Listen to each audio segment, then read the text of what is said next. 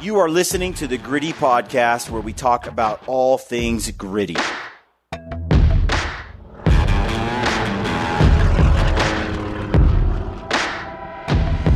Everyone needs one of these boards. I just wanted to do something that was different. The moment I came in, I was like, that's cool.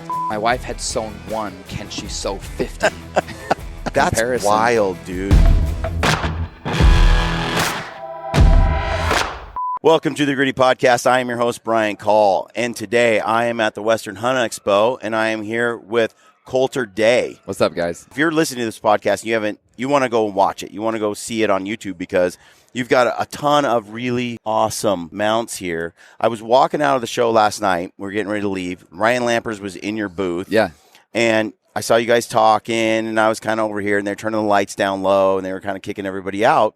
But I was sitting there watching you guys and kind of eyeballing the booth, and little by little, I was just really, really impressed with what you've got going on here. Appreciate it very much. And for those that aren't watching, we've got these old pack boards here, and these pack boards have all these mounts on them. From your sheds, you got European mounts, and then what I like especially are all the mounts that have the cape or the fur, like the wolf over here. This buck right here is pretty legit. And for those that are watching, I'm going to show you this right here. This is an awesome mount here with this sheep that you've got. This gets right to it. Yeah. On a pack board. And I'm going to ask you a little bit about how you did this or how you came up with it. But first, tell me a little bit about you. Your Colter Day. Where are you from? So I'm from Utah, born and raised here in Utah. I'm in the northern end of Utah County. Grew up in a place called Highland, Utah, near Alpine, Lehigh, which is kind of a blowing up area now. Yeah. And my wife and I currently live in Saratoga Springs, so just a little bit on the western side towards Eagle Mountain, but still in Utah County, central Utah. I've been there. Yeah. You grow up in central Utah. You come up with this idea. Tell me how that came to be. Yeah.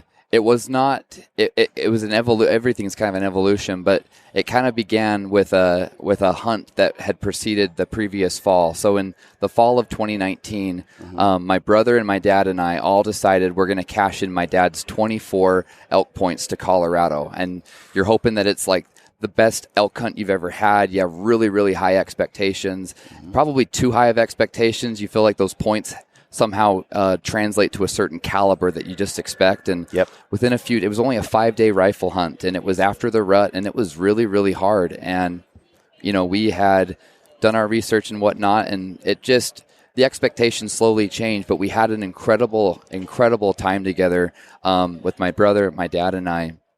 And the bull that was harvested was about a 300-inch bull, real heavy, really cool bull, but was not. We had seen a monster in the timber, and this elk rears back to bugle, and we see this huge main beam, but it was really a fifth. Really? The fourth and then the fifth instead of the sixth and the seventh, because we had seen just a monster 7x7, and we thought this was just these big whale tails, and it was an incredible hunt and experience.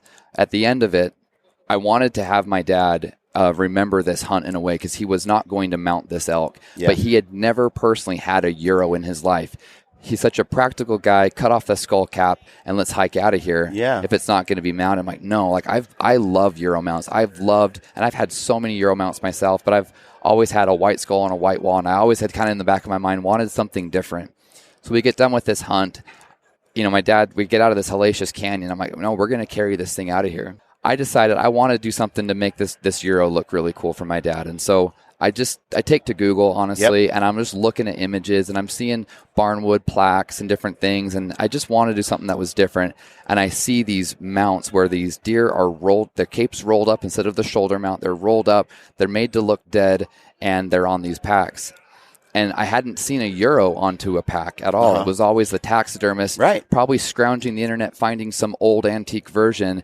And so I thought, I would love to do that with a skull. And I hadn't seen anyone do it with a skull. So I searched, and I discovered that this certain type of pack, there's several pack boards that were created at like the turn of the century, early 1900s, before there became wood laminate and then aluminum tubing. And then we get into the 40s and 50s, and now we have carbon fiber and stuff today.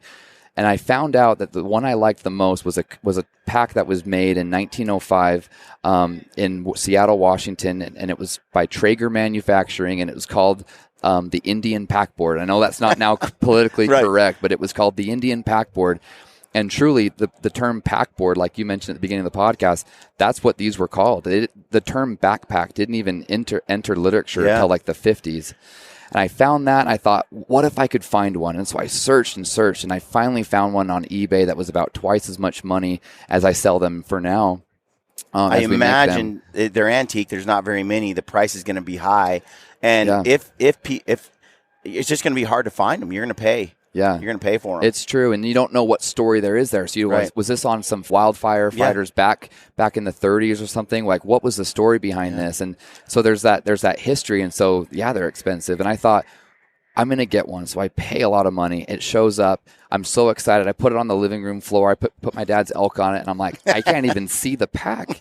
An elk skull is 18 inches from the back of the head to the nose. So you're saying it got put on a little teeny board that you bought. Exactly. And that actual one is truly right here. Oh, wow. So this is the actual pack board. And it might be interesting to show everyone, and then we can show a comparison. That's wild, dude. That is wild because, I'm just looking at the original right here. Yeah. This is a true packboard, Traeger Manufacturing from 1904, 05. The patent was in 1910, I believe. The first first ones were being created before that. So I'm looking at this thing, and I'm like, cool, this is a good piece of engineering back in the day. And I actually put one on earlier, and I was like, this is crazy comfy. And we'll talk about that in a minute. Yeah. But I got to say, I like yours better. It looks more antique-y to me. Like it looks. So we make them. We make them truly to look old but clean. And so of course you've got actual rips from the friction of weight being pulled down where these guy points are. But these are bright, shiny, zinc coated. We rusted them. We removed all that zinc, and the rope here is cotton, and so is ours. We stained ours with coffee. Clear back then, they would have used pine tar to be able to. I mean, honestly, this board looks like it didn't get used as much as some would have been. I wonder. It's totally possible. Some of them just look like they're just about falling apart. It's hard to say. Yeah. It's going to be inconsistent trying to find one. So fast forward. There's an arc to the frame as well. Yeah. We're going to talk about the comfort. Yeah, we'll talk about that in a minute. Like, you realize it's not big enough to accommodate the bull elk. What do you do next? Yeah, so I was like, well, do I make this work anyway? And I didn't even think at the time, well, what if you just hung the elk upside down? What if you just had the nose going up? And we could talk about that later. I don't have a Euro here in the display that shows that. But did you see the hiker that's here in this intersection that's carrying that pack? Yes, I did. Oh, it's like right through there. I saw the moment I came in, and I was like, that's cool. So we have a mannequin dressed in like 30s clothing, carrying a bull elk upside down on his back with the cape mounted with the nose in the air and the tines down. He's grabbing the main beam. We should get some video of that, folks. Yeah, no worries. Yeah. But my point is we to answer your question, as I set it down, and I thought it just looks too small. And I was like, well, what if I could make a larger one? And I'd built furniture and some stuff just for fun around the house. And I thought, well, what if I could just mimic the design, crafty and try to imitate that? And is the patent still good? No. So patents expire in 50 years. So anyone listening, you're like, idea, right? But the patents expire, and they just they faded into history. These packs went to World War I. And there was a contract with the Forest Service, contract with some mining companies. Like, I'm not surprised because when you put this thing on, and I'm going to put it on right now. Heck yeah. When you put this thing on, it's surprisingly comfortable. I said to you, before we started the show, I've been running that Initial Ascent backpack, which I really like. And to me, that Initial Ascent is almost like a pack board in the sense it's a stiff board, and it's kind of like an external frame pack, which carries weight differently than an internal frame pack. It's almost impossible to keep the weight off your shoulders and your upper back with an internal frame the way you can with kind of an external frame. Yeah. But that stiff board, it's amazing how and the way that they have the frame bowed and then this soft canvas against your back. You're feeling the canvas this only is against crazy your back. Comfortable. But you're saying they didn't have a belt. for it at all. No, I've seen some where you could tell that after it was manufactured that someone personally wanted to add a belt, as well as I've seen some with sheepskin on the thin webbing. Yeah. So this is cotton webbing. It's only a couple millimeters thick. Still comfy. So sheep webbing, sheep leather inside out to have the wool in. Yeah. And against the wearer's shoulders to help relieve some of that pressure. Because once you get a lot of weight, that thin webbing is going to eventually. I can feel it kind of digging in. If it was super heavy, I could see it being. But I also see my hands fit kind of right here. You could shift the load a little bit as you go, like you got on the backpack stuff. But it's crazy, I'm like. Man. It looks good on your back, too.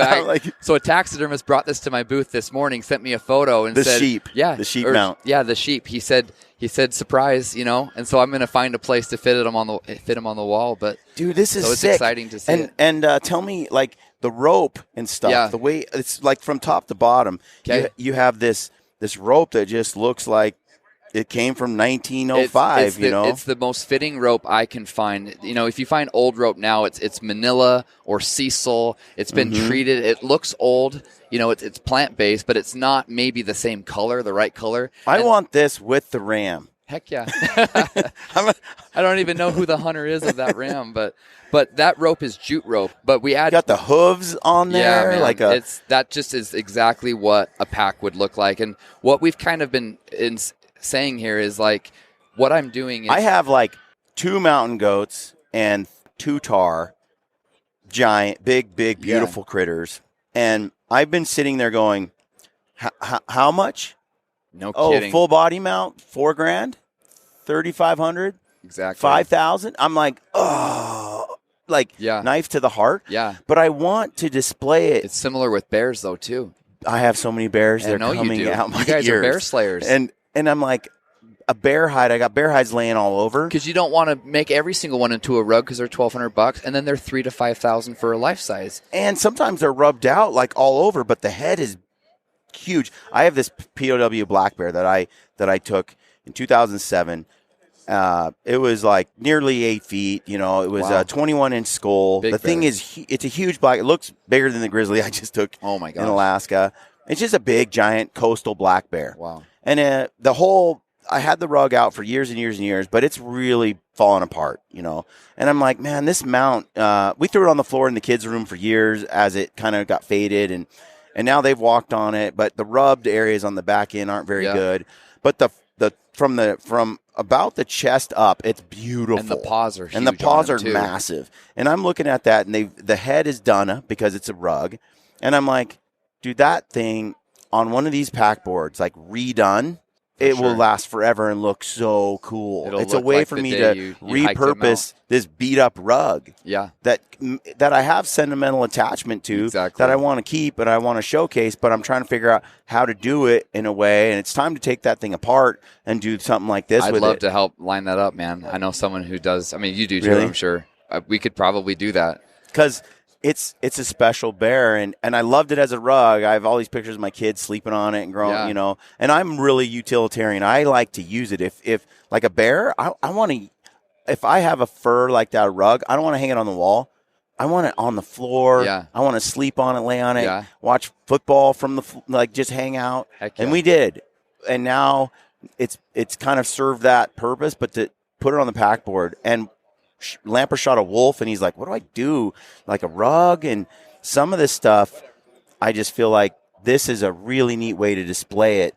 I'm really impressed. There's certainly different reasons why someone will get one. And to someone, it's like, I've got these elk sheds. I mean, several people bought the larger pack for the elk sheds. They say, I've got these sheds that are in a pile. I like to pick them up every once in a while. But after you found a set of sheds, you don't just pick them up. No, I mean, those elk sheds right there on that board. These upside down ones. Yep, that's a great way to display them. And that's tines down where they flare. The burrs are up with the main beams down. Yep, that brings it up the point. Like you have like this wolf over here. Like a guy gets the wolf, he's going to pack it out. Old timey guy. He's got to carry his trap out with him. And this lynx behind you has the snowshoes as well. And so many guys have said, I don't have a lynx, but I trap bobcats. And you can. Dude, that is cool too. Because you added the snowshoes to the mix. Those old timey, the rifle one. with the skull cap. cap 30-30 in that scabbard there. Yeah, man, I'm impressed. So carry on with the story. Kind of like so you started to build it. It's gonna all come back. Did you realize, like, okay, this isn't? I'm going to build it. You've done some building before. What happened? I didn't necessarily say I'm going to build this and it's going to be a business and it's going to be great. It was like, I want to see if I can make this gift, this commemorative thing of like, I want to remember this. It was a brutal hike out. And I was like, Dad, let's carry your bowl. We'll take whatever meat, but you carry that bowl on your back, you know? And he did. And he's like, gosh, this stupid skull's on here. I could shave so much weight. And, you know, and I'm like, no, it's going to be worth it. It's going to be worth it. And so I'm like, I want to have this thing look good. So I start learning. I'm going to YouTube how to steam bend oak. I could just tell that the grain in this pack was oak across, to get the arc of the frame is oak. The uprights I could tell was pine or cedar.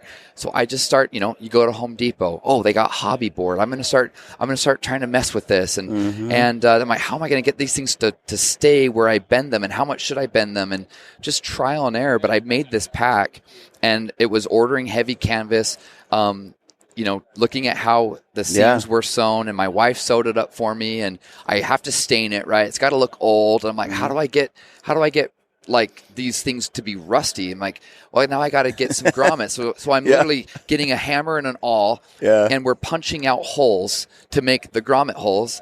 And then I put in these grommets, and there's not just there's a hand press for right small now. grommets. This is a fun project, right? That you're doing at this point. It's like a lot of money to buy the things. Your wife to make is like, one whatever, pack. it's cool. Could you sew this go up, play honey? You're in a shop or garage. Yes. Okay. Yes. So we are now in our basement. Is all of our assembly, and our garage is full of all the woodworking, and it just is taking over our life at this point. But there's kind of two stories that we're going to talk. There's maybe three stories that I think are kind of evolving here, Brian. Is we've got kind of how did you do this, and how did it get from where you started to where things are now? What are some of the reasons why someone would buy one, which we kind of keep touching on, and some of the features and such, and then also the history of like the pack board and how things evolve. Like there's kind of like three different things kind of going on in a bit of an evolution, but did not certainly think that this would be a business. I would be turning it into a business, but I created this. I wanted it to look as old as possible, and I'm buying a lot of equipment to like make the one pack. It was if people want to make their own, I'm happy for that. That's super cool. No one's quite doing it as well as I think we can, because we have a process, but it's a lot of money to get all the right things to come together. And so we were buying like a press, like a hand press that you do a crazy crunch as you pull this thing down to try to get these larger, more beefy grommets to sit. And it's like, it was just kind of it's a lot. It's like when someone's like, I'm going to make pencils. Right? Like, I'm going to make pencils. And all of a sudden they're like, it's a pencil. It's a pencil. And then you realize, like, I don't know if you've ever read that book or heard the podcast where they're like, this is what it takes to make a pencil. And you realize the graphite, where it comes from, the wood, the paint, the metal, the rubber. How do you get everything to sit? And all of it. And then how do you have a machine do it instead of you doing it? And you're like, okay, where do I source each piece? And you realize it seems simple, but building a pencil is a big deal. And it's not that easy. And here you are like, it's just a pack board, some wood and some canvas, and you're some like, rope, and now you're struggling with grommets. You're figuring out that, okay, this is a lot harder than certainly it seemed was at first. And the fuel behind it was, I want to make this, because again, I didn't stress this too much, but the hunt was very special. Like on a personal level for all three of us, went through some challenges there, came out on top. Didn't shoot what you hope you're going to find with 24 those many years points. For tag, but it was like my dad. I'd never seen my dad shed tears on a hunt yet, and it was like he was so grateful to how it all came together. And I was like, I want something that just like stamps this as like, this is the way my dad's going to remember it. He had never done a Euro in his life. That's what people don't understand when you do mounts, and you put stuff up. It's like you're commemorating a memory, something that was really important to you. It's a symbol of the event, and there's so much more that goes into it. Absolutely that's why these things exist. Taxidermy is an expensive route, and I like DIY kind of stuff. I have more Euros now than I do taxi mounts, just because it just doesn't pan out pencil wise. And good point. Also, I years ago I had hunted in BC with a gal. I really liked her. Her name is Tanis and Barkman. Okay. She works with Dustin Rowe at Backcountry BC and Beyond. And Doran, they're together, and the two of them. She told me one day, she's like, I like Euros. I like furs. She said they feel more authentic to me because taxidermy, she's like, I like taxidermy, but you're taking an animal, when you kill an animal, like let's say you're a Native American and you take that animal and stuff, you end up with a horn, a hide, you utilize that animal, you have pieces of it, some of it hangs. The brain was used to tan the hide that kept you warm or make your shelter. But what you have is the remains of the dead animal. I see. You have what's there after the animal was harvested and utilized. Taxidermy is sort of this recreation of the animal to its live state, which has its place and it's pretty. But she's like, for me, I feel like the symbolism of the skull is more powerful to her. It's like, it's dead now. It's gone. And it fed me. But this is still a memento of that. It's a more natural process. Where taxidermy, she's like, feels less natural, more like modern, and people recreate it. I'm getting the chills hearing that, man, because I think there's a way I felt similar, but didn't know how to express it in such a way that you were shared and that you just said now. So I appreciate that. So I think that's really cool. I think, being able to offer this kind of thing, it's just really cool. So I want to jump ahead to. Oh, for sure. Okay. How does this go from dinking around, this is special, giving it to your dad kind of stuff, to, hey, honey, yep, let's turn this into a company? That's kind of my favorite part of this. Like, it's cool you're ushering that along because, when I made it and my dad's reaction, and then along the lines, like I've kind of always had like an entrepreneurial bug, and I'm like, in the back of my mind, I'm like, is there something to this? Like, if I think this is really cool and it was so hard to find, and then when I found it, it was so expensive. Correct. And now that I kind of know what I am into it, do the numbers, are they even there that maybe people would want to buy this and I could sell it for less than what they can find? Only if I can truly make it like as cool. Yeah. And you said earlier, I like it better than the real one. I don't know if you said that on video, but I do. And so we provide these colors now, and we have a really heavy canvas. I mean, we'll get into some specs about features and what we do to make them look so identical and more used. But how it went from that was all due to a job layoff. And this is where it like gets super real because, I've always been extremely outdoorsy, and in the industry I was in, my boss, who's a great friend of mine still, it's been over 2 years since I've been no longer working for, the corporate deal and whatever. Yeah. And he would always just kind of joke with me and say, dude, you're so good and you're so serious about it. You're always showing these pictures. You fly fish, you hunt, you go to these crazy places, you hunt all over the place. And it's like, you got to find something. I just feel like you need to do something. Right. And I'm like, don't get me wrong. I love you working here. I love what you do for us. But it just seems like this isn't you know? And I had always kind of felt that way, but, you're trying to climb and progress and be something and whatever. And maybe I thought that was the route for a bit, but COVID hit in, really March or so of 2020. Yeah. And January, I was told this show here at the Hunt Expo is always it's always Valentine's weekend, the second week of February, and it was the beginning of January that I was told, hey, some things have happened, and my boss was in tears, and it was just a really crazy time where I was let go from my job. I was told, we're going to let you go in 30 days, but we want to give you a 6-month severance. We're so grateful for what you've done for this startup for 5 years, and we want to give you a severance if you can help us get these certain projects that are really crucial through.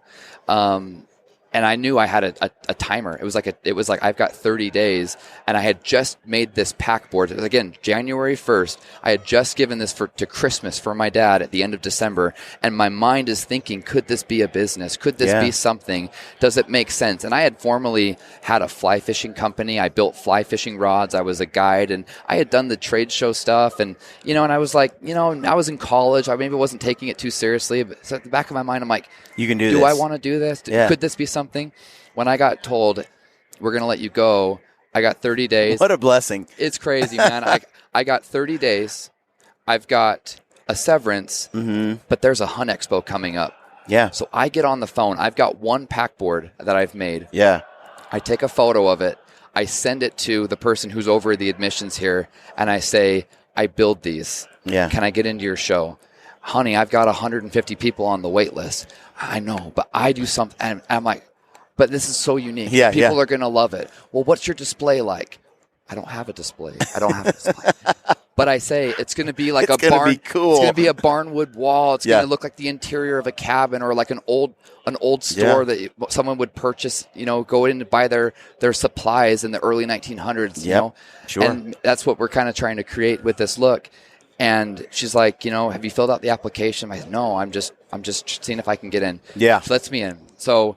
Wow. And she said, don't tell anyone, but I'll let you in. And here I am telling however many people see this, but we have a good relationship, her and I now, and we've kind of joked about that since, so she knows. But I did not know how I would scale, but I thought, how many can I build in about a month? Yeah.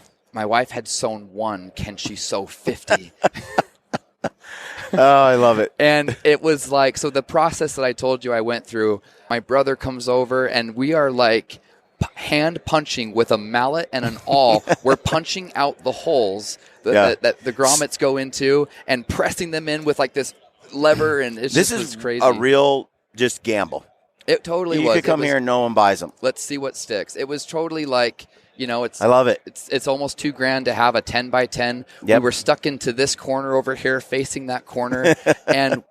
Honestly, no traffic, and honestly, we sold out of everything we could physically bring, and that's not a joke. We would bring we would bring like 12. We're like, we don't know what's going to happen, and we would sell them, and we'd go back and we'd finish. We'd get a few more day, and we'd sell them, and we'd bring a few more, then we'd sell them, and we started an Instagram account like 2 days prior, and was like, well, you probably have to do an Instagram account. So it was. So you figured out just by being here that people want this thing. It was let's just make an investment in the booth and the material, and let's see if we can break even, because that could even itself be a proof of concept. Yeah.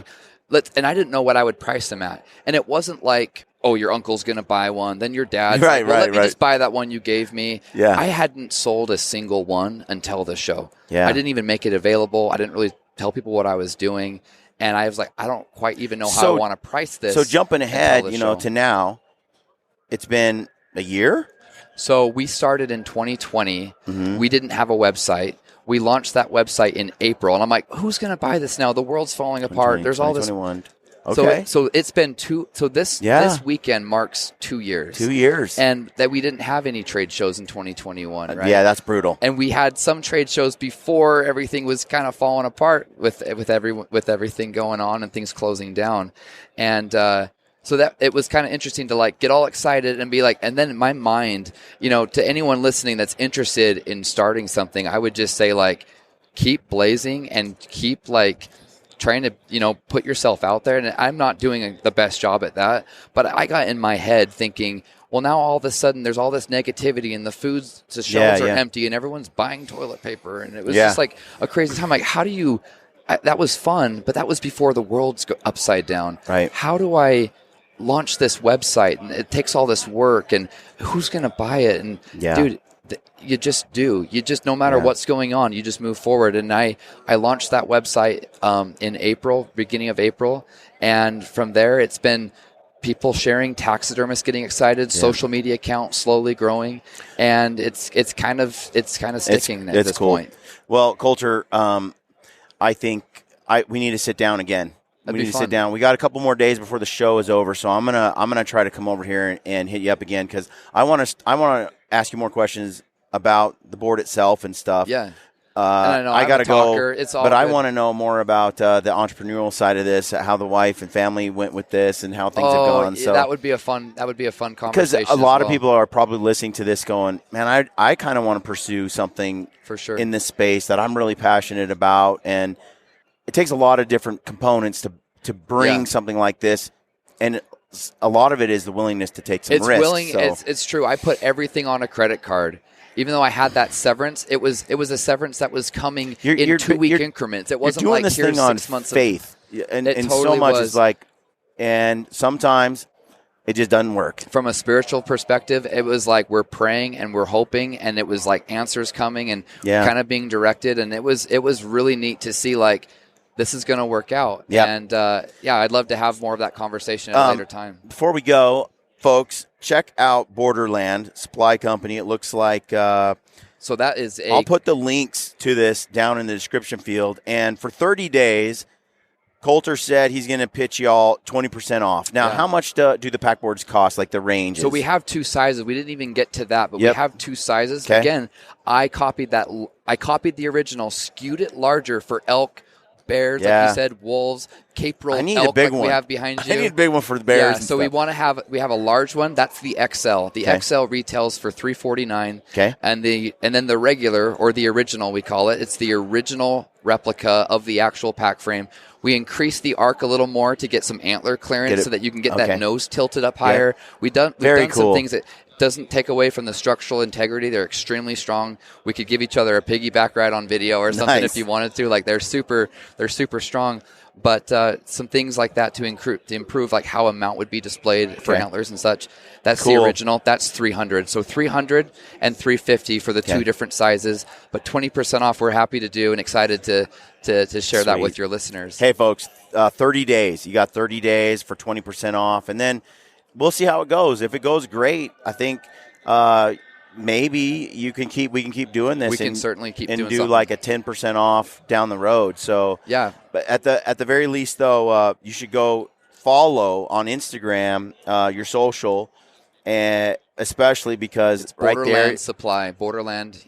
You can find all those pictures and see what we're talking about. We have awesome images in gallery. We even have a couple of YouTube tutorials kind of introducing the pack frame, kind of some of the features. How do you choose the color? Why would you choose a certain color versus another color?